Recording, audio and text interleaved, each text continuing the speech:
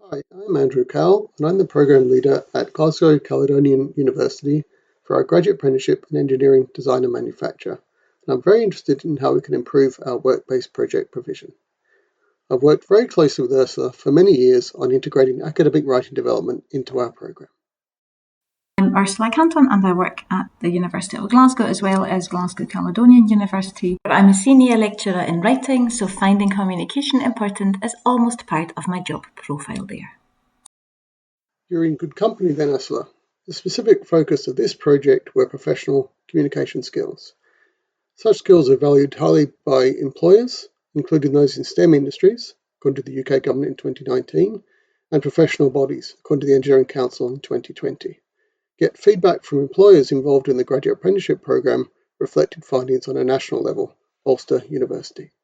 So one of the reasons why we undertook this project was our awareness of how important it is to foster professional writing skills in all kinds of subjects. When our current students apply for graduate jobs, professional communication skills will be an important factor their future employers will consider when employing them, and these skills will contribute to how well they are doing in their future jobs. Apart from external pressures universities face to help students develop graduate attributes, we owe it to our students to prepare them well for these expectations. For the majority of our students, their academic assignments are just a step towards their graduate life, not something of interest in itself. They need to develop their academic writing enough to get degrees, but developing their professional writing will be useful for something they care about more, so they are likely to be more intrinsically motivated. For the specific students involved in our research project, professional writing also has immediate relevance. The graduate apprenticeship program allows students to study at a full-time equivalent rate whilst working full-time. GCU's company partners grant their students or apprentices a day released to study, and students are encouraged to reflect regularly on how their newly acquired academic knowledge relates to their workplace. Each year also has a dedicated work-based project. We're interested to see the different views of the reports from the perspective of academic and industrial audiences.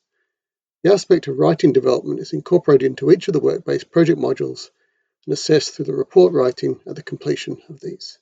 Despite emphasising the importance of writing, most students still do not give it the importance their employers and we think it deserves. So we thought bringing in assignments might help them see that. To address this, we wanted to ensure that students develop their skills with something that matters a lot to them right now as well.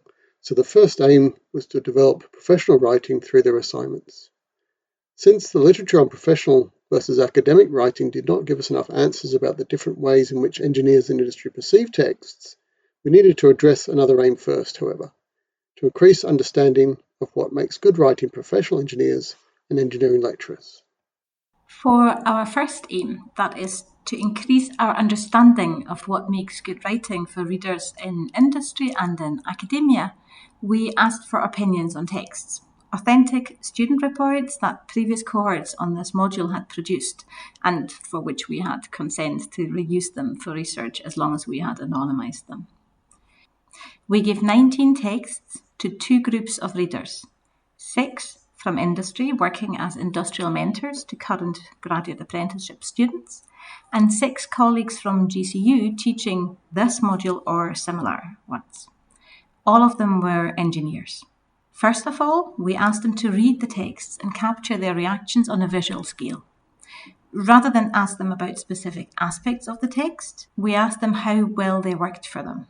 Following the initial analysis of these judgments on the reports, we conducted follow-up semi-structured interviews with all of these readers to find out more about how they arrived at their judgments. Focusing on the reasons our readers gave for their judgments, we were first struck by the apparent similarities in their answers. They all emphasised that a good text had to take into account the context, had to demonstrate technical competence, and had to be well presented.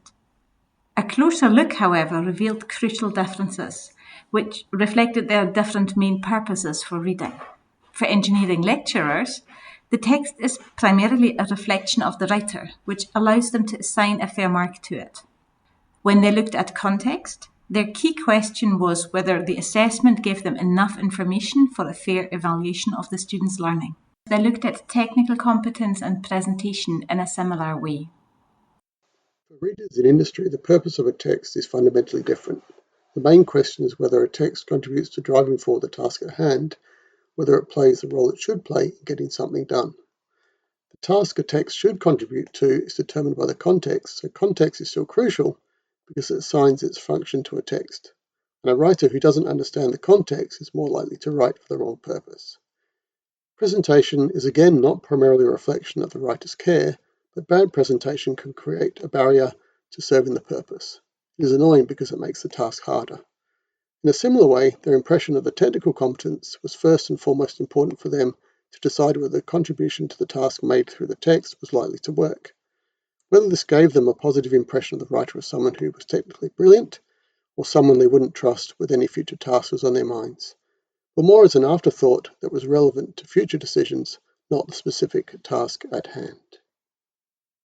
We presented a short summary of our findings and the conclusions we drew from this on a website to allow colleagues to share both our insights and our ideas and what this could mean for assignments that foster better professional and academic writing skills. We made 3 main changes, all of which aimed at helping students recognise these different purposes and address them appropriately in their writing. The first one was to create dual assignments, that is, to ask them to write 2 different parts of an assignment which were aimed at different readers. The professional readers were their industrial mentors for the GA students, their academic readers, their lecturers. Separating these 2 parts clearly makes it easier for students to recognise for which purpose each of the reader reads their text.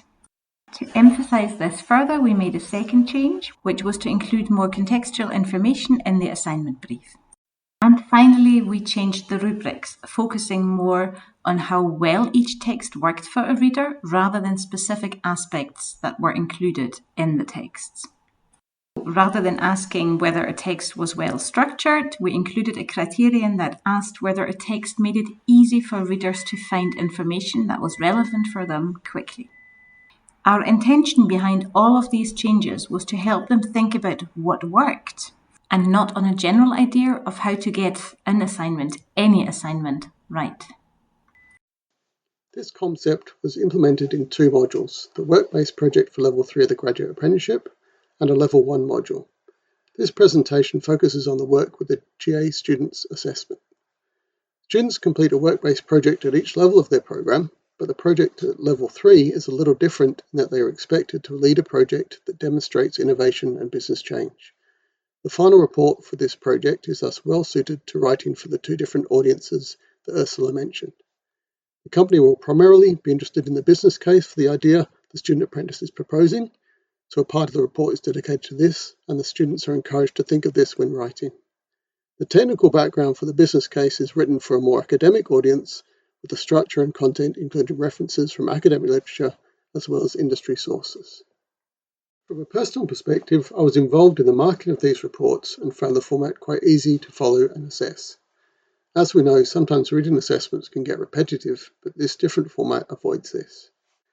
It was also evident from some discussions with colleagues that certain students adapted well to the new format, showing significant improvement from their grades on previous work-based project reports. One of the next steps for us will be to turn these initial observations into a more formal evaluation of our new dual assignments.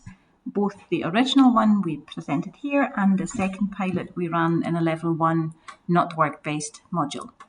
We will disseminate these findings, but the initial positive observations give us sufficient confidence to also plan further projects that use similar means to foster professional writing skills in other contexts at GCU. Thank you very much for listening to our presentation. We hope you found it interesting and with relevance to your own work. We would really appreciate your feedback on the work we've been doing and would enjoy speaking to you more about it at the conference.